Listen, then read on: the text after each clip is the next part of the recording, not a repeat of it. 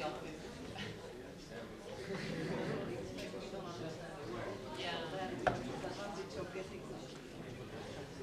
pretending that we don't understand.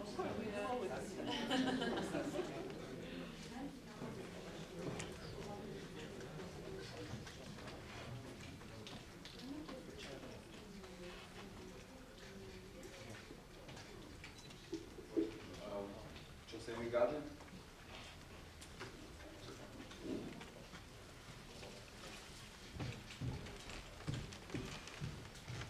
Gati?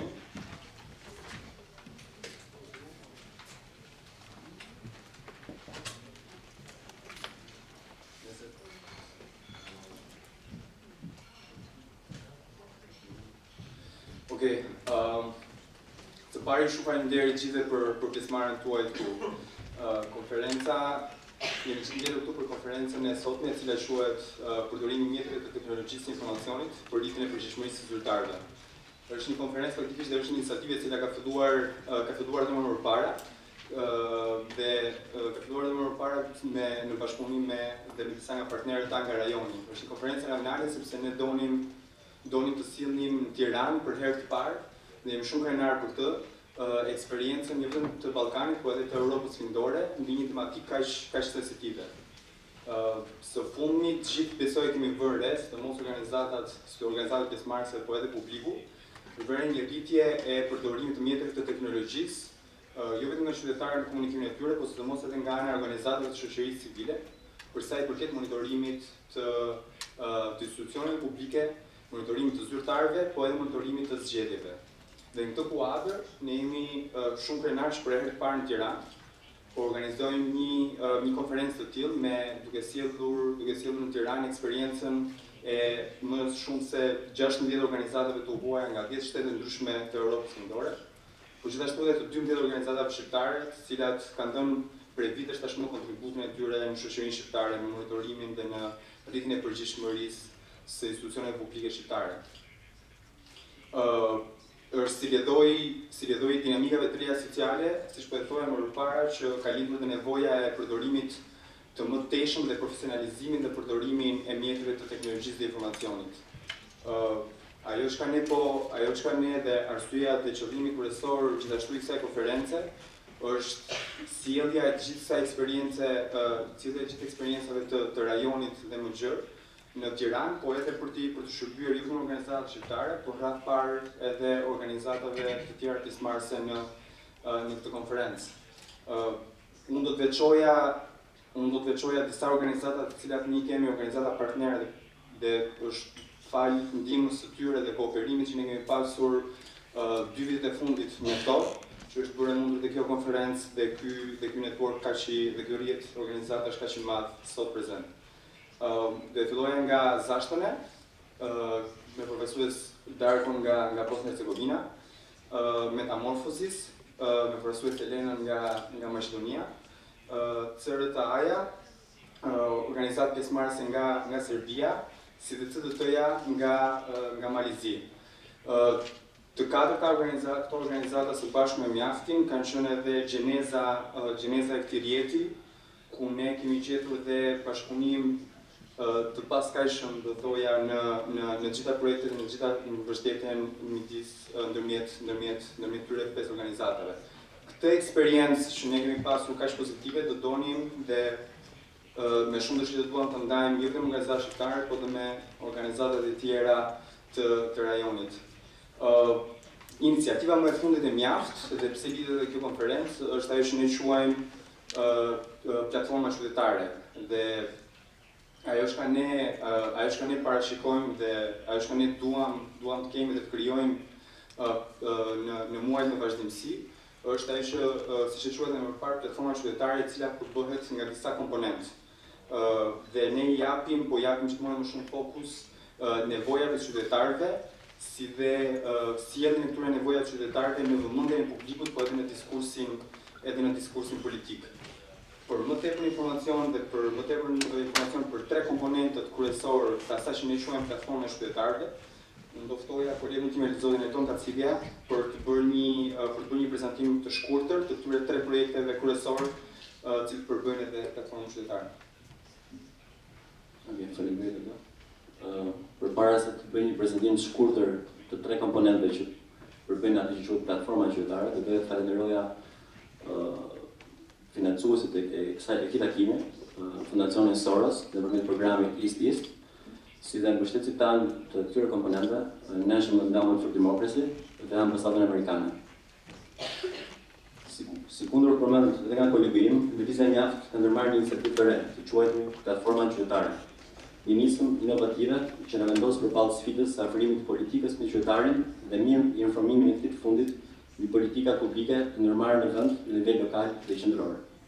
Në këtë kontekst, me qëllim pajisjen e qytetarit taksapagues me mjetet e nevojshme për të ushtruar presion pozitiv ndaj institucioneve publike, mjaft propozon një set mjetesh të ofruar në formën e platformave elektronike, lehtësisht të aksesueshme nga çdo qytetar.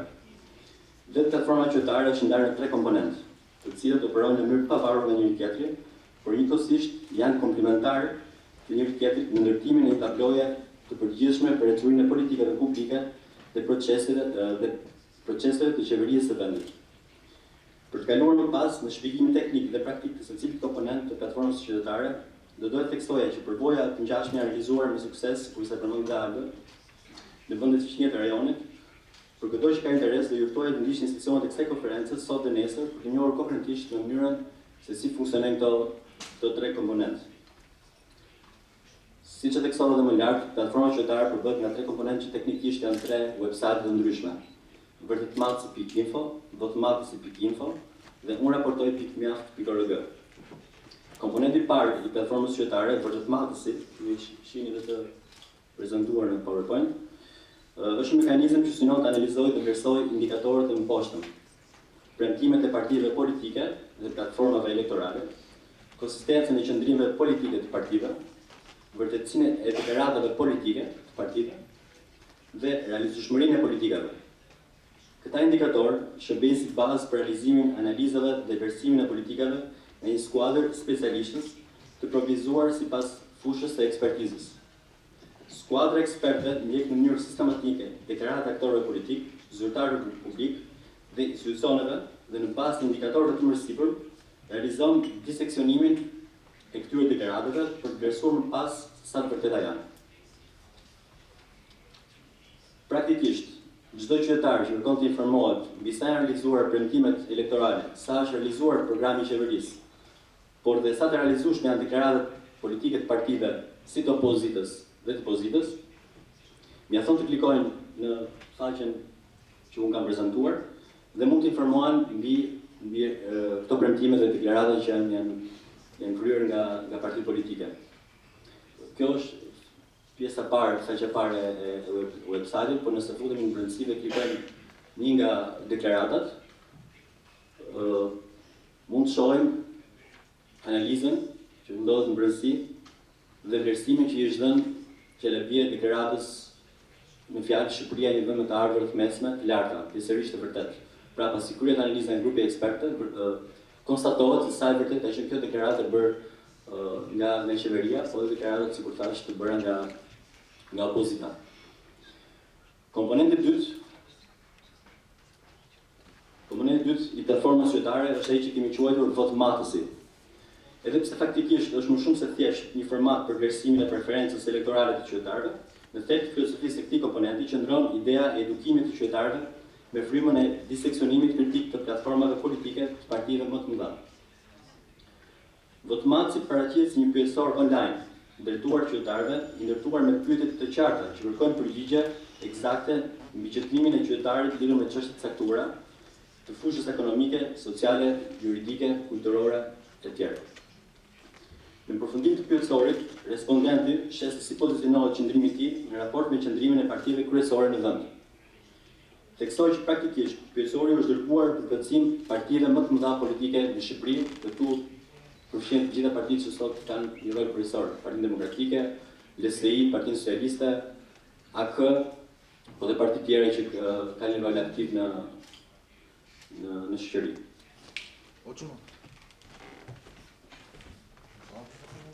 Mënyra si është ndërtuar platforma elektronike votmatësit lejon që të krijohet një ide se si konsiderojnë qytetarët e politikat e nismeve ndërmarrë nga partitë politike në krahasim me atë çka këto parti deklarojnë. Pra ky komponent shërben si një mekanizëm që mat perceptimin publik mbi qëndrimet politike për një gamë të gjerë çështjesh. Teknikisht për të plotësuar pyetësorin, mjafton që përdorësit futet në faqen e parë, të plotësoj kodin me shifra që shihet më poshtë, dhe direkt do dalë një faqe tjetër ku ndodhen kategoritë në krahun e majt, dhe më pas pyetësori për secilin kategori. Mbasi ka plotësuar të gjitha kategoritë dhe ka dhënë një përgjigje pyetjeve, automatikisht del në këtë faqe, i shfaqet këtë faqe kryesore, ku del i renditur numri i përgjigjeve dhe numri i përgjigjeve që lidhen me ato parti ku qytetari afrohet më shumë. Pra, nëse shihni një kolonë në krah të djathtë, qytetari X që ka plotësuar pyetësorin, ka këtë lloj qasje me partitë. Pra shohim Partinë Republikane në fillim, Socialiste, LSI dhe PD. Ky grafik ndryshon sipas plotësimit nga ana e qytetarëve, pra nuk është të thënë dali kështu. Në rast të ndryshme mund të ketë të tjetër shfaqje të grafikut.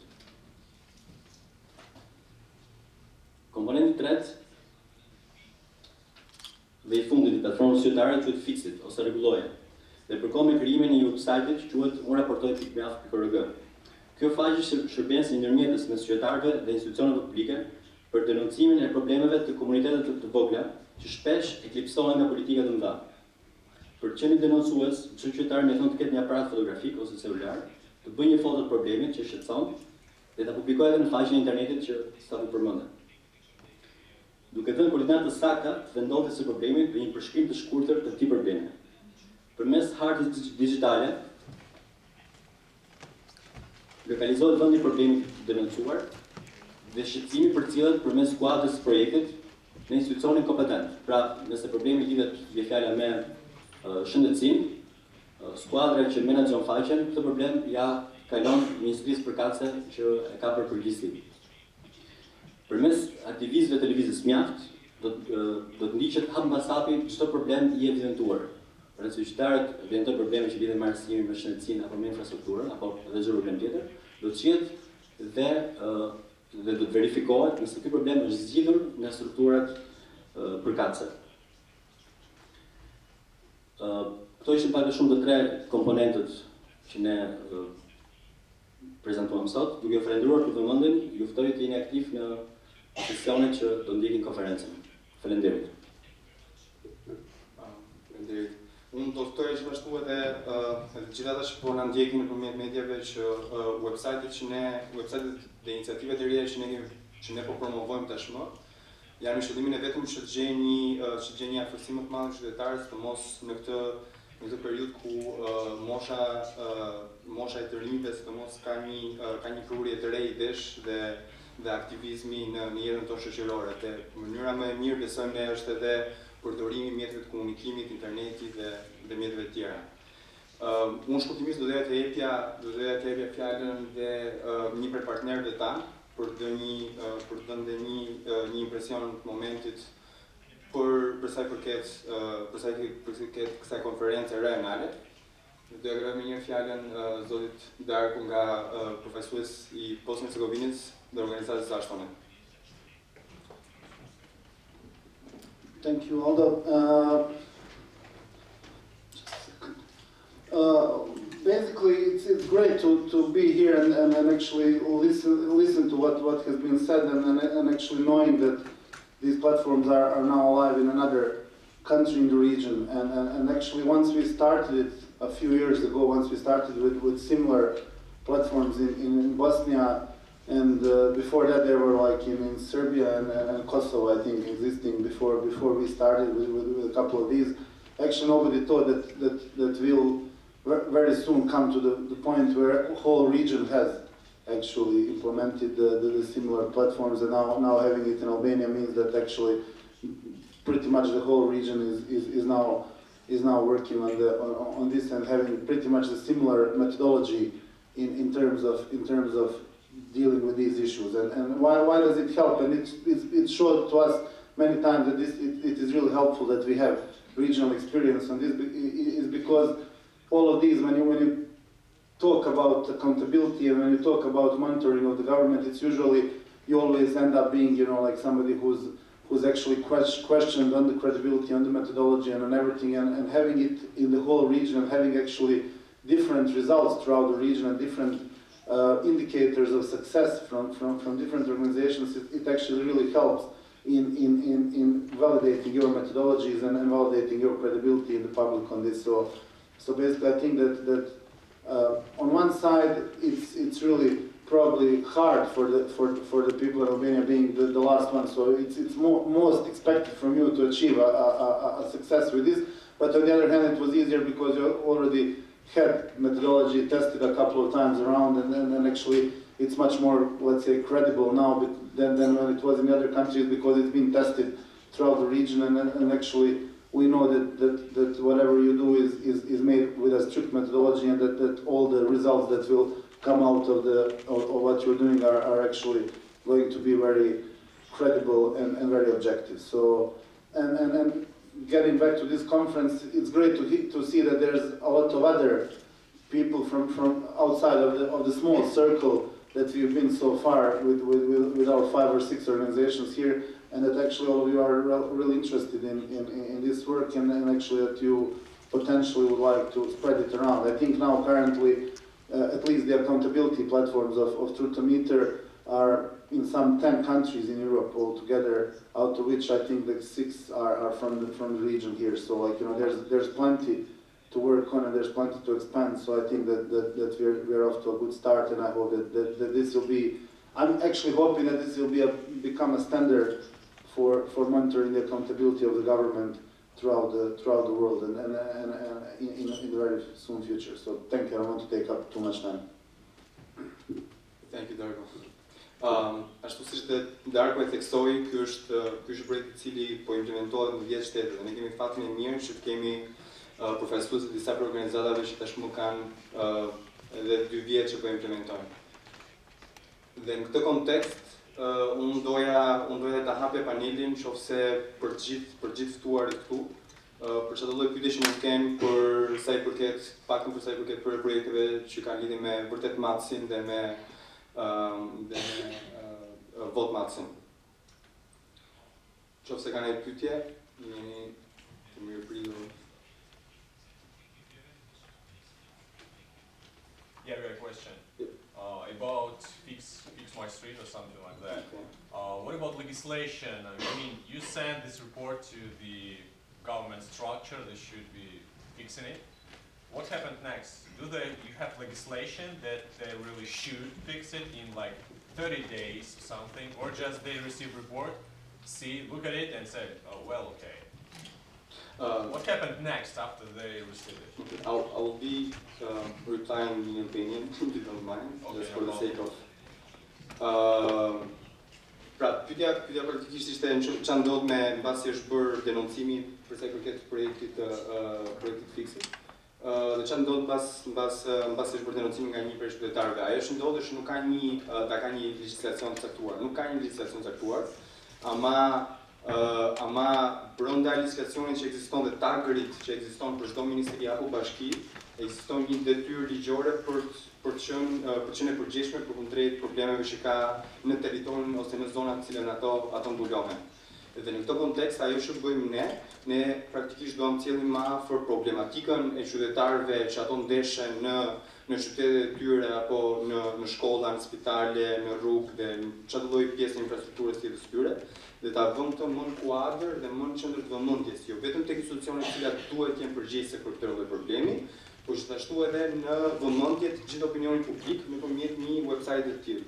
Pra ajo që ne bëjmë, marrim parasysh janë 2 gjëra. E para, shuarja e këtij problemi deri tek institucioni I cili është përgjegjës për ta zgjedhur, dhe e dyta, publikimi I këtij problemi tek qytetarët dhe tek media për të bërë një presion të mjaftueshëm pozitiv dhe publik ndaj këtyre institucioneve për ta zgjedhur problemin. Ne nuk mund të kemi një forcë detyruese ndaj institucioneve, po ama kemi një presion publik në cilën mund ta përdorim si mjet.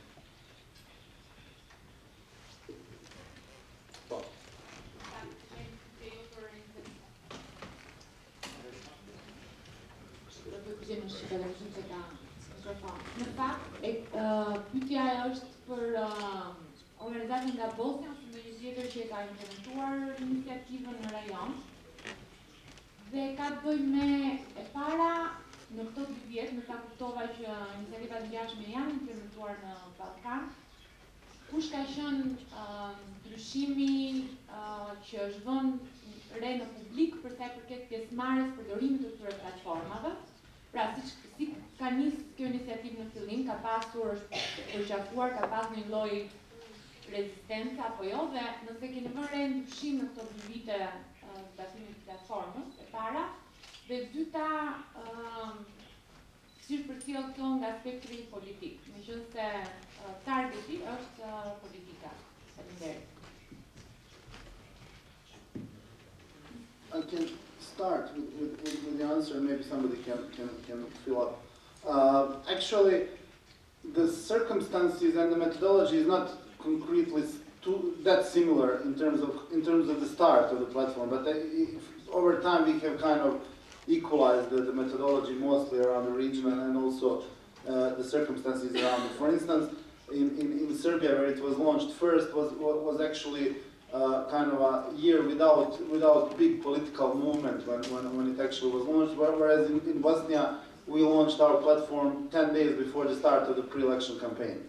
And we got immediately very big coverage, both in the media and by the public. So we immediately became like totally visible to the whole public, and we immediately became the center of the political discourse because it was the pre-election campaign. The similar thing was with Macedonia. We kind of like just used the good example of Bosnia, where actually, if it's elections, it actually helps you get traction in the public. So we actually are now, that's what we are doing. We're actually trying to use good examples from other countries to promote. Whereas, for instance, Serbia is much more successful in terms of promoting the work on the statements of the officials. And I think we should share the way that they are doing throughout the region. So that's what we are trying. Basically, we're trying to kind of see what's good in the public, what's bad, and what obstacles did we have. For instance, we had a big obstacle that actually, given the fact that it was the pre-election time, we were immediately considered to be an opposition organization or whatever. Whereas like we came then in Macedonia, and the results with the same methodology were totally different. They were like positive for the government in a way, because they did achieve a majority of their pre-election program. So then we all of us have that to kind of as an argument to say that actually it's the same methodology, but based on the work of the government, it can give you different results. So it's not up to us; it's up to the government whether they have done what they said to do or they have not. And we have examples for both. We have examples where they did really bad, and we have examples where they did better or even good in some cases. So like we actually the region can help solve these obstacles in a way. So now when we are talking back home to the media, we said, okay, like what prevented the Macedonian government to implement 50% of their promises? Why can't you do that the same way? So like we help each other all the time. That's one thing, and actually we are changing both the methodology and the work as we learn from each other how it's done. And I think that very soon we'll I think by the end of the year we should have like some sort of a big meeting of all the Truth-O-Meter groups, maybe even in Europe and outside, where we could basically really work on developing the methodology more in some fields where we find it that it's necessary to work more on these. So like we're still building up the network. It's been like just a couple of meetings and like we've so far done mostly sharing it throughout the region, and now we'll basically be building it together in the future.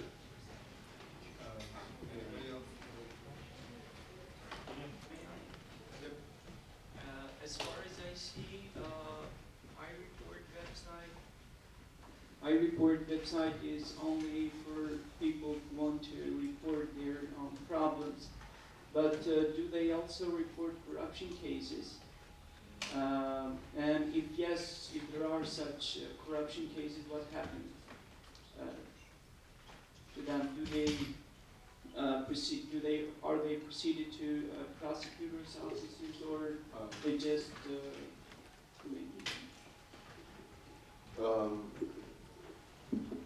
again, I will have to be in opinion.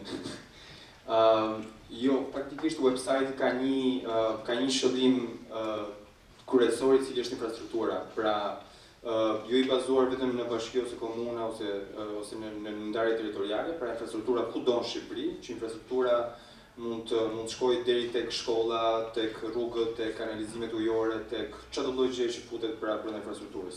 Tani nuk ka një lidhje direkte me korrupsionin, po sigurisht që për shembull nëse një shkollë vjet e re që ka pasur dëmtime brenda 6 muajve pasi është bërë konstruksioni, sigurisht që kjo është pjesë e ngjarjes, por ky nuk është objektivi I projektit. Objektivi I projektit është të evidentoj kush janë problemet në infrastrukturë, ti kaloj ato tek institucionet përkatëse dhe përgjegjëse dhe të bëj një presion, siç e thashë më parë, pozitiv dhe publik përkundrejt këtyre institucioneve. Ne do jemi shumë të lutur nëse do kemi një informacion ekstra për ta ndarë, por kjo nuk është fokusi kryesor I projektit.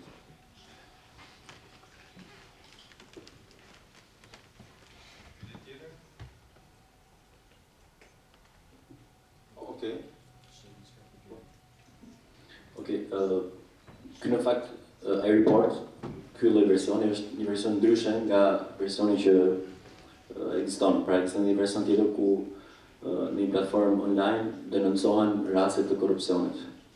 Pra janë dy platforma ndryshme. Platforma që ne kemi ngritur nuk pra sikur se dalë përmendje nuk përfshihet pjesa e denoncimit të rasteve të korrupsionit. Pra është tjetër platformë, tjetër qëllim.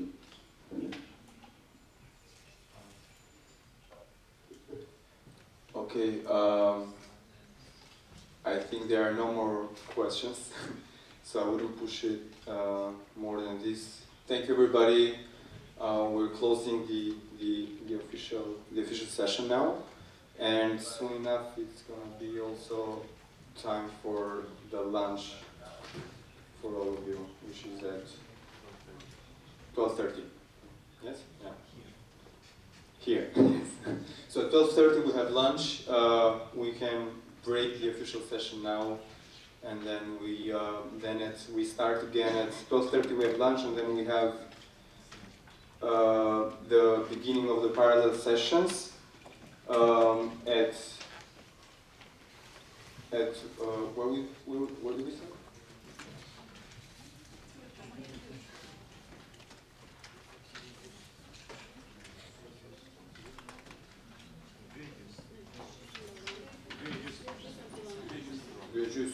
Okay, so at 2:30 p.m. we start the parallel session in two other more smaller rooms, and in each of the session it's going to be two presentations for each of the panels. So for each of the rooms, it's going to be two presentations for each rooms. Presentation is going to be as long as 15 minutes, and they are going to be open also for questions. So I think there's going to be more room for understanding the project and asking more specific questions towards not only this project, but also I think many other projects that are going to be presented in the terms of ICT tools used. Thank you.